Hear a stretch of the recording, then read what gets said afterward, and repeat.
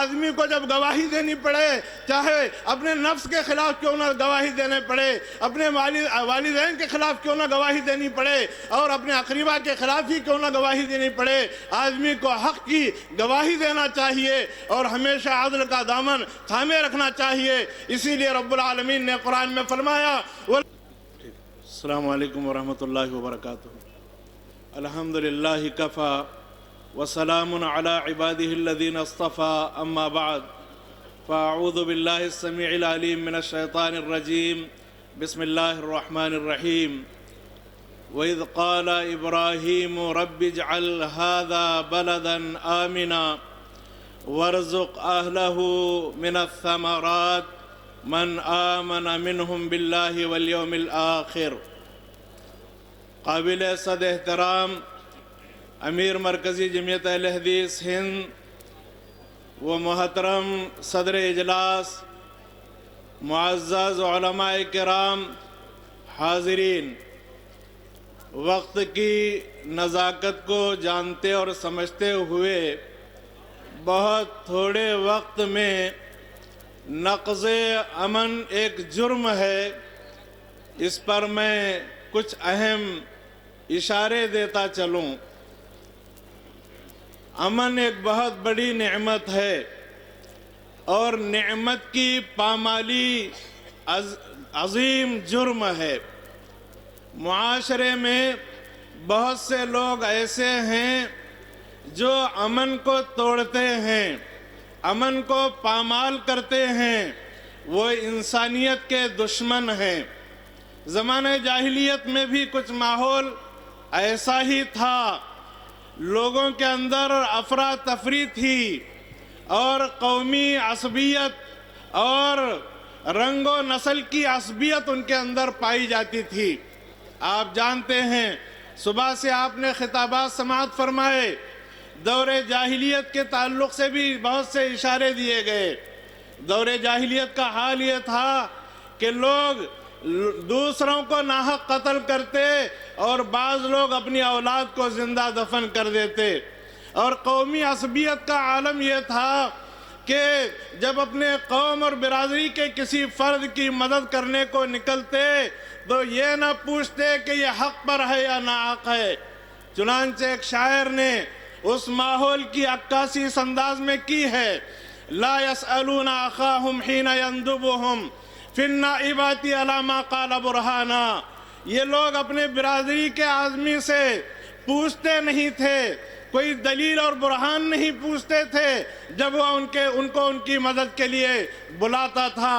معزز حاضرین، قومی عصبیت، لسانی عصبیت، رنگ و نسل کی عصبیت یہ امن کو توڑنے والی ہے، اور عصبیت یہ جرم عظیم ہے۔ اسی لیے رسول اللہ صلی اللہ علیہ وسلم نے فرمایا کہ تم لوگ عصبیت کو ترک کرو، دعوها فإنها منتنا، تم لوگ عصبیت کو چھوڑ دو، اس لیے کہ عصبیت کے اندر سڑاند ہے اور اس کے اندر سڑیل پن ہے، لہذا تم عصبیت کو ترک کر دو۔ قومی عصبیت کوئی معنی نہیں رکھتی، اور لسانی عصبیت کوئی معنی نہیں رکھتی، اور خاندانی عصبیت کوئی معنی نہیں رکھتی۔ امن کو توڑ دینا یہ بہت بڑا معاشرتی جرم ہے، اور ایک اہم بات یہ ہے معاشرے میں امن اس وقت ٹوٹتا ہے جبکہ لوگ ایمان سے محروم رہتے ہیں۔ جب لوگ ایماندار ہوتے ہیں تو امن نہیں ٹوٹتا، لہذا بے ایمانی یہ نقض امن کے لیے ناسور ہے۔ اسی لیے اللہ کے رسول صلی اللہ علیہ وسلم نے فرمایا: المؤمن من امنہ الناس علی اموالہم و دمائہم، کہ مومن وہ ہے جو اپنے مال اور اپنے خون کے بارے میں دوسرے لوگ اس مومن سے محفوظ رہیں اور حفاظت میں محسوس کریں۔ معزز حاضرین، یہ قومی عصبیت اور عدم رواداری یہ امن کو توڑنے والی چیز ہے، اور اسی طرح ایک اللہ کی عبادت نہ کرنا یہ امن کو توڑنا ہے۔ دنیا کے اندر جو شرک کیا جا رہا ہے، شرک کی وجہ سے بھی بدامنی ہے، اور ایک بڑی اہم بات ہے، ہم مسلمانوں میں خاص کر یہ بیماری پائی جا رہی ہے کہ ہم فضائل کو اپنانے کی بجائے رذائل کو اپنا رہے ہیں، رذیل عادتوں اور خصلتوں کو اختیار کر رہے ہیں۔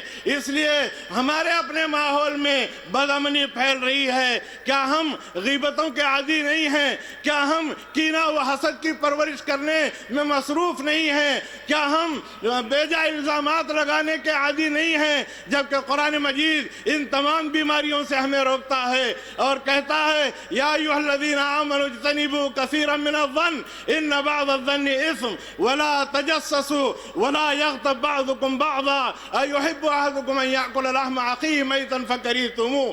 کیا ہمارے اندر یہ بیماری نہیں پائی جاتی کہ بغیر تحقیق کے ہم کسی پر بھی کچھ الزام لگا دیتے ہیں اور اس الزام کو حقیقت کے انداز میں پیش کرتے ہیں؟ کیا ہمارے سامنے قرآن کی آیت نہیں ہے وَلَا تَقْفُ مَا لَيْسَ لَكَ بِهِ عِلْم إِنَّ السَّمْعَ وَالْبَصَرَ وَالْفُؤَادَ كُلُّ أُولَئِكَ كَانَ عَنْهُ مسئولا۔ معزز حاضرین، امن کو توڑنا یہ بہت بڑا جرم ہے۔ حکومتیں بھی امن کو توڑتی ہیں، خاندان بھی امن کو توڑتے ہیں، افراد بھی امن کو توڑتے ہیں اور معاشرے کو برباد کرنے کی کوشش کرتے ہیں۔ حکومتوں کی ذمہ داری ہے کہ جب بدامنی انسانی معاشرے میں پیدا ہو تو اس کا علاج حکومت کرے اور مجرمین کو سزا دے اور قصاص کے نظام کو لاگو کرے۔ معزز حاضرین، اور ایک خاص اہم بات میں آپ کے سامنے پیش کر کے بات ختم کر دیتا ہوں۔ جب معاشرے میں عدل و انصاف قائم ہوگا بدامنی ختم ہو جائے گی۔ آدمی کو جب گواہی دینی پڑے، چاہے اپنے نفس کے خلاف کیوں نہ گواہی دینے پڑے، اپنے والدین کے خلاف کیوں نہ گواہی دینی پڑے اور اپنے اقربا کے خلاف ہی کیوں نہ گواہی دینی پڑے، آدمی کو حق کی گواہی دینا چاہیے اور ہمیشہ عدل کا دامن تھامے رکھنا چاہیے۔ اسی لیے رب العالمین نے قرآن میں فرمایا وَلَا يَجْرِمَنَّكُمْ شَنَآنُ قَوْمٍ عَلَىٰ أَلَّا تَعْدِلُوا اعْدِلُوا هُوَ أَقْرَبُ لِلتَّقْوَىٰ۔ تم لوگوں کو کسی قوم کی دشمنی اس بات پر آمادہ نہ کرے کہ تم عدل کے دامن کو چھوڑ دو، بلکہ عدل کرو، یہی عدل تقوی کے زیادہ قریب ہے۔ ہمارے آپس میں عدل و انصاف کی باتیں ہونا چاہیے، خیر کی باتوں کو پھیلانا چاہیے اور شر کے سلسلے میں، منکر کے سلسلے میں ہمیشہ نکیر کرنا چاہیے۔ بہرحال امن کو توڑنا بہت بڑا جرم ہے، جرم عظیم ہے۔ اس کے نقصانات سے ہم اور آپ دو چار ہیں اور امن بہت بڑی نعمت ہے، جیسا کہ معزز علماء کرام نے اس بات کی طرف اشارہ کیا ہے۔ میرا وقت چونکہ مکمل ہو چکا، اس لیے میں اپنی بات کو ختم کرتے ہوئے اللہ رب العالمین سے دعا گو ہوں کہ مولا کریم ہمارے شہر میں، ہمارے ملک میں اور پوری دنیا میں امن و امان قائم فرمائے۔ اللہ رب العالمین ہمیں ہمیشہ حق کے ساتھ رہنے اور عدل اور انصاف کی بات کرنے کی توفیق اور سعادت نصیب فرمائے، آمین۔ وآخر دعوانا ان الحمدللہ رب العالمین وصلی اللہ علی نبی الکریم، والسلام علیکم ورحمۃ اللہ وبرکاتہ۔